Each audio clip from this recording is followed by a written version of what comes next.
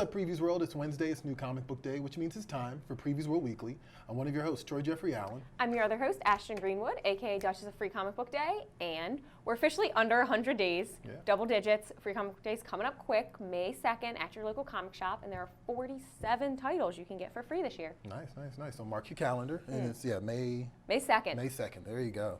All right, so Ashton, I saw a Star Wars thing. Me too. And I'm excited about it for once. Me too. There you go. For once, It's been a long time. Hold on, you were excited about The Mandalorian. I was actually very cautious about The Mandalorian. But after you finished it, you're like... Well, yeah, afterwards, yeah. But like in terms of like something like coming, because everybody kind of hyped it up a bit, and so I was like, there's no way The Mandalorian's going to live up to the hype. But it did. Then I watched it, and I was like, I love this show. Right. But the Clone Wars trailer for the new season, the final season, it dropped this past week, and like I got so amped for it watching it. Like it's oddly, I think we talked about this off camera. It's weird to kind of like have all these we're in an embarrassment of riches when it comes to Star Wars right now, right? But this was the thing for the first time in quite a while, and I'll even say with The Mandalorian, I had the same problem initially, where I saw a preview for something, and I was like, oh wow, it's Star Wars. You know, and I had that with Clone Wars, this Clone Wars trailer. You know, oh, like it felt like, what do you mean by like, oh wow, it's Star Wars? Because that was less than enthusiastic. No, it was just more like, it felt like Star Wars to me. You know, like in like the purest sense of like whatever my idea of Star Wars is. Yeah. You know what I mean? Like with Mandalorian, I remember the trailer was dropping, and I was like, I don't know what to think of this. You know? Right. But this was just like, all right, yeah, Star Wars, heck yes. I was really in for it. Like, I don't know, did you get a chance to, you saw the trailer, right? I did. I watched it like immediately. Right. I'm very, very excited. Nice, I'm nervous. Oh, why? Ahsoka didn't have, just like, that could have been it, like Ahsoka, period. I don't even know. Like, I feel so many different ways. I don't even know what to say.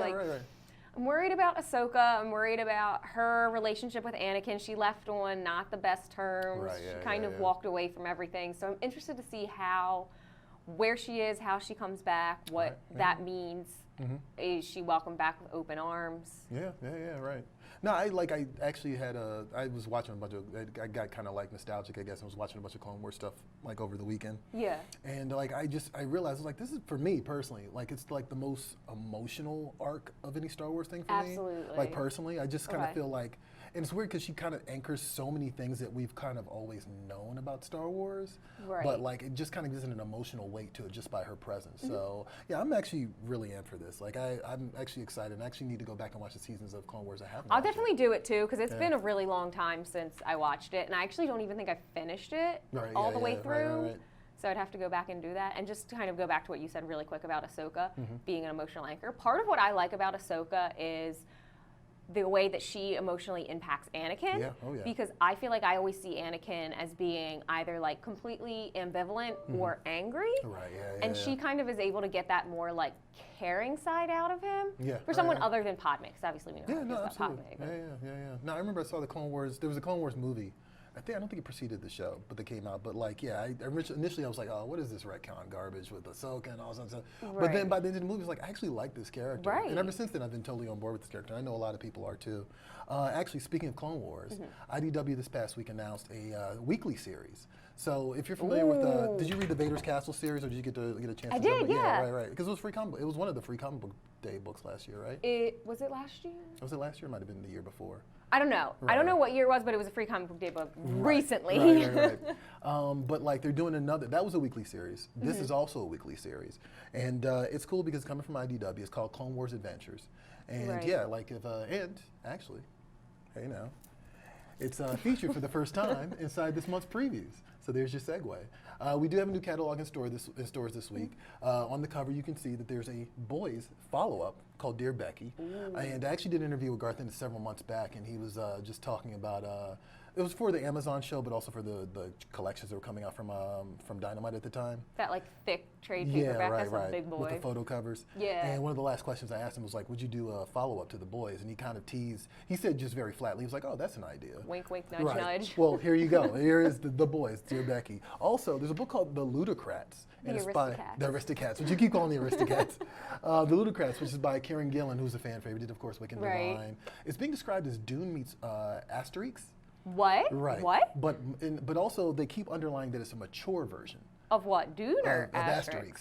Okay. Yeah, so and I know you're reading Dune right now. I am. Yeah, that's right. Oh, I'm so I excited. just realized that, yeah. I'm super into it. So both of those are available to order from your comic shop right now. Make sure you go to your local comic shop and let them know that you want to pick it up because that is important. That's how we know whether or not books are successful, and that's how you get sequels like The Boys. So there you go. So how about some What's at Comic Shops? Time to talk about what we're picking this week. We're going to come back with some of our new release picks, and we'll show you some big ticket items on top of that. Check it out.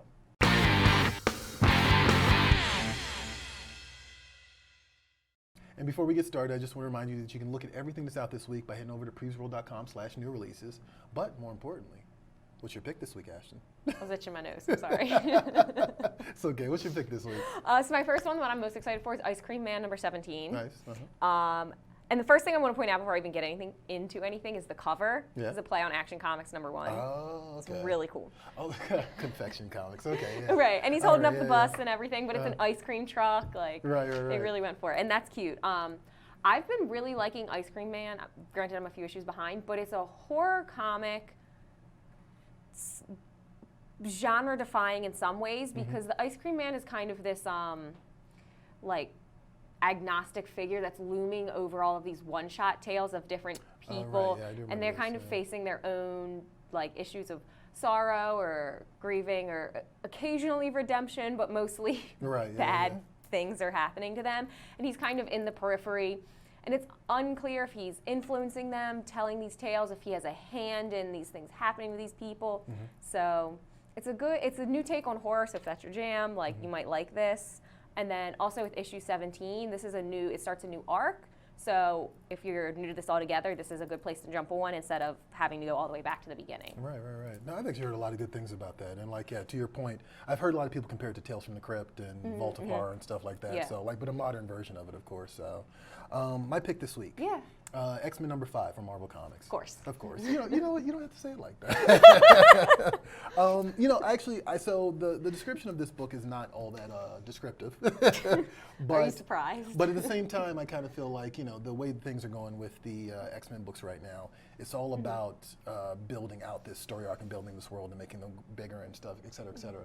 And I love this because it's one of those things where Jonathan Hickman is asking you to be patient with them. You know what I mean? And I've seen a lot of people getting very critical about the book now that the House of X Powers of X run has closed out. But this new series, which is really just a continuation of that story arc, really House of X Powers of X was like the prelude in a lot of ways. This is kind of like him just kind of again building the world out, padding it out, and I think that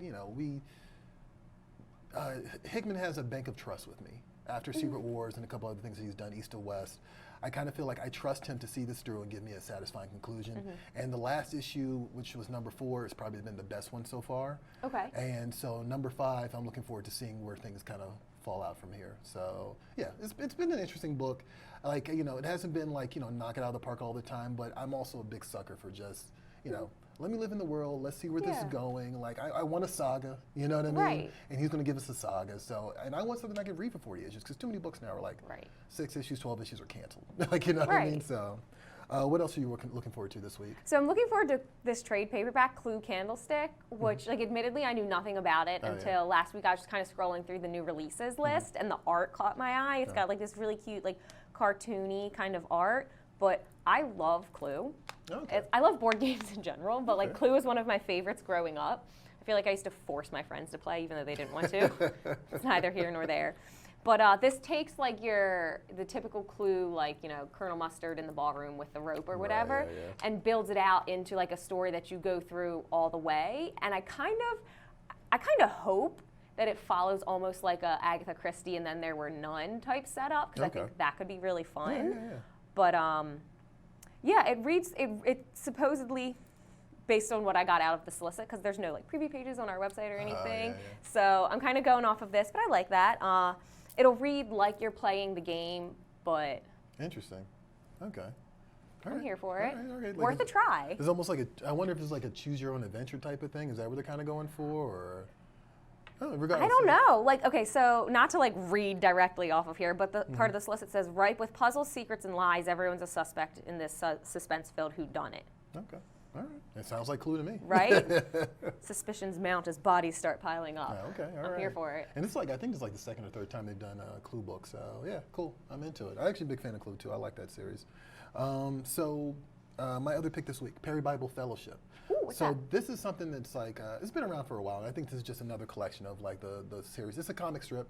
And if you like something like Cyanide and Happiness, okay, or if you like The Far Side, this might be the book for you. Okay. It's literally just like, you know, panel, panel, panel, punchline. That's all it is. It's just a collection of them. Oh, I like that. But at the same time, they're hilarious. And they're deranged. Right. Like, and to give you an idea, like, you'll get a strip like, you'll get a comic strip that's this kid putting dynamite on a pig. And you're sitting there like, what is he doing? And then you see his thought bubble, and it's him like planning to get bacon. Like, you know what I mean? It's just dumb. It's just not how it works. Right, yeah, exactly. You know, it's goofy, but it's also kind of like this dark comedy element to it. Like I discovered it like years ago, I want to say, when I was working at the comic shop. Right. And it always cracks me up. Like, I'm a sucker for stuff like that. So right. Yeah, Perry Bible Fellowship, new collection out this week. In terms of big ticket items, what can people look forward to? Okay, so one of the ones you should be looking forward to this week is Frankenstein Undone. Nice. From Dark Horse Comics. So basically kind of picks up right where Mary Shelley's Frankenstein ends. So Dr. Frankenstein has died, and now you have, you know, Frankenstein's monster, kind of purposeless, because his entire purpose was just kill Dr. Frankenstein, get back to him for creating him and then ruining his life by killing his bride-to-be. Bride-to-be, right? Right. Again, neither here nor there. Anyway, so picks up there, and then Frankenstein's monster goes off trying to find basically his own group of companions, and through a series of unfortunate events kind of ends up warped into Hellboy's world. Oh, okay. So it's by Mike Mignola, and it's bridging that gap between the two, which they actually kind of fit together perfectly. Totally fit. Yeah. Thematically and in terms of that darker element in that gothic writing. So that one should be really fun. Actually, Hellboy's kind of a Frankenstein type of creation in a way too. Absolutely. He's like made by the occult and Nazis, and like, you know, now he's on this arc of like, you know, you're not a monster, you're something more. So that, you know, that makes a lot of sense actually. That's a great fit. I want to talk about Secret Crisis for a second. Oof. So Thor #2 is out this week, and there's been a ton of speculation about where this is going. Now, I want to preface this by saying Thor is a public domain character, like in terms of like, nobody owns the rights to Thor. Like, you know what I mean? Sure, because it's like part of Norse mythology. It's part of Norse mythology. You know, like anybody can do a Thor anything. That said, the last issue of Doomsday Clock #12, and there's an orgy of evidence here, guys. So I'm just going to list it for you. Good use of the word orgy. Yeah, I know, right? Trying to work that into the show. So the last issue of Doomsday Clock referenced a fight between Superman and Thor in the year 2030, and also the death of a green behemoth. Right. Hulk, right. That was a layup. No, exactly. You know, like, you know, not a lot to go off of just of that. You can just be like, oh, okay, yeah, they've done like, you know, archetypes of Marvel characters in DC books and archetypes of DC characters in Marvel books. But then we found out this week in Thor #2, spoiler alert, there's a tease of a Justice League battle with the Black Winter, which is, you know, which is like the main plot of the Thor book right now. Then on top of that, there's possibly a Darkseid reference. On top of that, right, yeah. Then on top of that, Tom King posted Thor Is, which, you know, that's a reference to Darkseid. Right. Darkseid. On top of that is a reference to his Mr. Miracle run. And then on top of that, Jim Lee and Donny Cates had a kind of like a tweet back and forth, and Jim Lee hashtagged Secret Crisis. Now, Donny Cates is the writer of the Thor book. Right. And he also hashtagged 2030. Do we have to wait until 2030 to find out what this is? I don't think that's the case. I think that, you know, well, because it could be talking about like the timelines in their own stories. Exactly, right, yeah. So it's like 2030, look, we exist in these characters exist in a world where time travel is like a common occurrence. Right. Like, I'm not that worried about that. On a Tuesday. But yeah, on a Tuesday, right, people just go back in time. But yeah, so I say all that to say, I don't know anything. I don't have any inside track on this, but Thor #2 is out this week. And if you're curious about this, you should probably pick this book up. And don't be like me and skip Thor #1 because you were like, oh, I'm going to trade away, because now this is like the biggest thing that people are talking about right now. So there you go. Speaking of other stuff out this week, here's a trailer for Protector. Actually, did I skip something? I don't think so. Okay, sorry, you made this face. Sorry, I was sitting there thinking about like, why'd you skip Thor #1? And I was going to ask you if you went back and got the single issues. I have not, which just means I'm going to have to go back now and probably check that out and try to pick it up. Because now I'm very curious about this book. Like, I was already following the Donny Cates stuff. I was reading his Guardians of the Galaxy, his Thor Wins, his Cosmic Ghost Rider. And so now I'm like, now I gotta add this to my queue. So whatever. Sorry. It's okay. No, I mean, hey, there's worse things in life than having another comic book to read. So not wrong. But yeah, speaking of stuff out this week, there's a new series dropping from Image Comics. It's called The Protector. Here's a trailer for The Protector, and when we come back, we'll talk a little bit more about it. Check it out.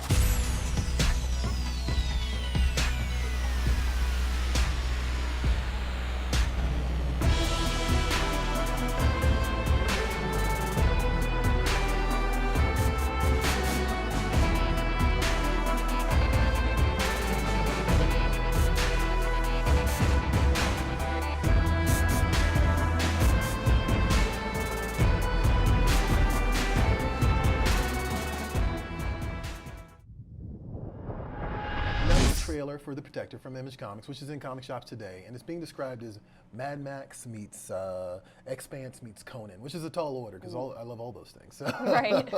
But definitely check it out and pick it up from your local comic shop. And actually, it's got this gnarly Stucco cover, James Stucco cover, which I'm already a big fan of James Stucco. But it's time for Previews Toy Chest. Let's find out what you guys can win this week. All right, we got the Joker.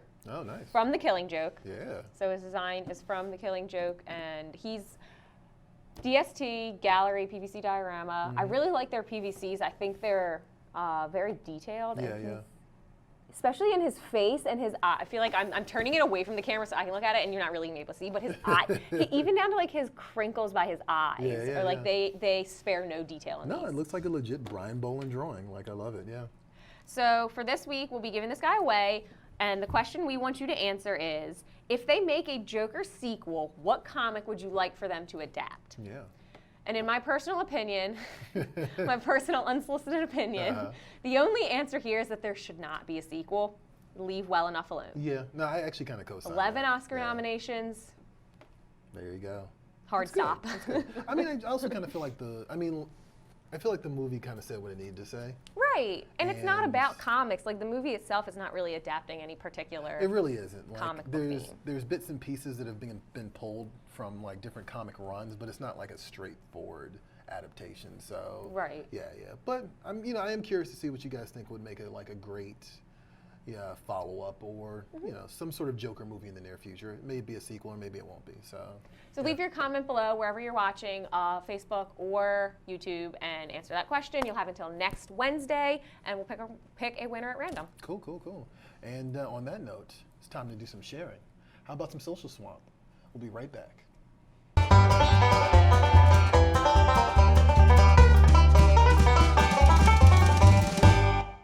So we asked you guys on Facebook and Twitter. I think nowhere else. Yeah, Facebook and Twitter. Okay, cool. Facebook and Twitter. I don't know if it's on Instagram sometimes. And whatever. Instagram, yeah. What is your nerdy prized possession? We all have one. Of course. So we got a lot of really good answers back. So Ben Ryan said, a sketch of my daughter in the Walking Dead universe by Charlie Ardlard, and it's actually really That's a good one, good. yeah. It actually looks like really cool. It's cool that it's his daughter, too. Right? Yeah. Rick Waters said, I got to meet Stan Lee in person, and he signed a cover of X-Men Legends. I still have it to this day. That's great. That's incredible. There was a lot of Stan Lee. Like, a lot of people just, like, had prized possessions of something he signed for them or whatever, yeah. I believe it. That's one that, like, it hits, well, it hits different now, but right, that's incredible to even have had that opportunity. Yeah, no, absolutely. Colby Waite said, I'm a big Tim Sale fan, so I have a lot of signed comics, books, and prints from him. But this Black Widow drawing in a remarked sketchbook is my favorite. Nice. And lastly, from Katrin Barfirth, I've got the Fathom Cannon Hawk Zero DF exclusive signed by Michael Turner from 2004. It's definitely my favorite piece in my collection. Nice. It's actually, in retrospect, I realized there were a few prized possessions from people who've already passed away. actually, which is kind of unfortunate. Yeah, like Michael Turner passed away, of course. Stan Lee just passed away. Right. So yeah, just something I just noticed just now. But what is your prized possession? Since we're sharing, right? Sharing is caring. Sharing is caring. Okay, so I have a number of these, but Barbie. Nice. This is the 2008 holiday Barbie. She's a collector. So my thing has always been Barbies ever since I was little. My mom gets me a Barbie every Christmas, and she tries to get, if there's a holiday Barbie or like a collector's Barbie from that year, she'll try and get me that. Otherwise, it's just like whatever the popular, so like the year they did Barbie on Swan Lake, like I have her and all of that. So she's one of my favorites because I love her dress, and that's something that Barbie does a lot with their collectors, is they dress their collectors' Barbies in whatever is in style that year. So for this year, like that drop waist mermaid gown type thing, and her makeup's super over the top, and I just love everything about her. That's great. So is the 14, like, is that the 14th in the annual series, or is that 14th in this particular? So I did these myself because I have a lot. I went through and like numbered them in the order I got them. Okay, nice. Because it's kind of a pain in the ass to have to look at the That's language. Okay, whatever, just run with it. It's kind of a pain to have to go through and like look at the copyright dates to figure out which ones I got based on the year, so I marked them myself. Okay. Oh, see, that's right there. That's real collector stuff right there. Like you're cataloging. Right. Like that's how you know that you're in deep for sure. My personal prized possession actually received two things when I was in my early teens. I have a pasteboard, and like back in the day they would assemble comic pages by doing like different cutouts and then like putting the panels together and like assembling the actual page itself. This is before, of course, the digital era. Right. So in the early 90s, Marvel sent that to me. Yeah, because I wrote a letter in X-Men Adventure number, I want to say it was 14. And Kyle has an image of it on screen, where I just was, was congratulating them on the animated series, right? And was geeking out about Len Wein writing the Wolverine Repo Man episode, and so my letter was the first letter on the letter column that week, that month. And what an achievement! At the time, yes, absolutely. I think it was about 12 years old, and yeah, they sent that to me in the mail, and like to my surprise, which of course like made my like year, right? Right. And so I of course have the actual copy of the comic itself, but then on top of that, I actually have the pasteboard as well. And I was gonna bring it in, but it's starting to crumble, and I probably should put it in a frame. It's like the Declaration of Independence. Yeah, it really is. Like Nicolas Cage is gonna try to steal it. On top of that, actually, more amusingly, I think. I wrote a letter to Marvel because I read an article in some magazine, I think it was Heroes Illustrated, but I'm not 100% sure, where I was concerned about corporate influence on the stories that I was reading. How old were you? I was 12 years old. I was definitely 12 years old. And yeah, it was an article, and I think it was in Heroes Illustrated, and they had some anonymous source, because Marvel had just been acquired by some other company. History repeats itself, right? Had just been acquired by some larger company. And the anonymous source was going on about like, oh, well, this will now change how they do narratives and this and that, et cetera, and like it's more concerned about licensing and all this other stuff, blah, blah, blah. Read the article. I was upset. At the age of 12 years old, I was concerned about corporate influence. I wrote to Marvel, and it just so happens, I don't know which camera should I do, sit right down the middle? Okay, here we go. Just so happens that I actually do have the letter I wrote to Marvel. Like I have the response from Editor-in-Chief Tom DeFalco to my letter, and I'm not going to read the whole thing, but it definitely says, don't worry about the business types interfering with our comics. Marvel's been owned by business types for its entire history, so has every other comic book company, no matter what they may fraudulently claim. So, which I think was a dig. I think that was a dig at. Oh, you know what? That's not a dig at DC. That's a dig at Image Comics. I just realized that because at the time there had been the mass Image exodus. That's so funny. Actually, and funny enough, when I was working in a comic shop in the early 2000s, this woman came into the store, and she was like, "I'm trying to find books by my I think it was her grandfather. No, it was her grandfather. Yeah, her grandfather." And I was like, "Oh, like who's your grandfather?" Well, she was like, "It's Tom DeFalco." Well, Tom DeFalco was editor-in-chief at the time, and so of course I began probably boring her with the story of like, oh, I wrote this letter to him when I was like 12 and blah blah blah, So my prized possession, those two of them, so both from Marvel because apparently I'm a Marvel shill. Own it, lean into it, just run with it. So yeah, guys, keep sharing with us. Like we love stories like this. I think this was probably one of the easiest social swamps we've ever done because I think. We're all collectors. I think I made this point in the initial post. And we all have these things that we just love and cherish. I mean, that's part of the name of the game of what we do here. Right? And so, yeah, continue sharing with us because I love that stuff. I think that stuff is great.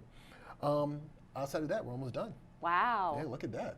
How about a little comic shop shout out? This week's comic shop shout out goes to King's Comics in Sydney, Australia. Another international one. We had someone from Greece last week. Yeah, we did. Yeah. And so if you want to have your shop featured on the show, find us on social media. Use the hashtag. Got it. Hashtag support your LCS. And we could pick you to feature on the show. All right. And actually, it's funny. I think we've gotten a lot of Australian comic book shops, so I guess it's like a good hub for comic books is Australia. Also, got to give them a little shout out because they're dealing with the wildfires right now, and the prime minister's a jerk. So I don't think that's a politically charged statement. I think it's pretty. Blatant. It's a fact. Right. Yeah. So also the koalas. And the koalas. Oh. Yeah, I saw a couple of those videos too, and I was just like, jeez. But yeah, shout out to King's Comics. I hope you guys are doing all right. And then, I don't know a lot about what's going on in the wildfires right now, but hopefully everyone's safe and sound. So, and that's it for Previews World Weekly. Wild. Wild. Felt like a roller. You guys didn't get to see all of it, but it felt like a roller coaster while we were doing it. So, hey, that's it for this week's show. I am Troy Jeffrey Allen. I'm Ashton Greenwood. And we'll see you guys at the Spinner Rack. Catch you later. Heck yeah.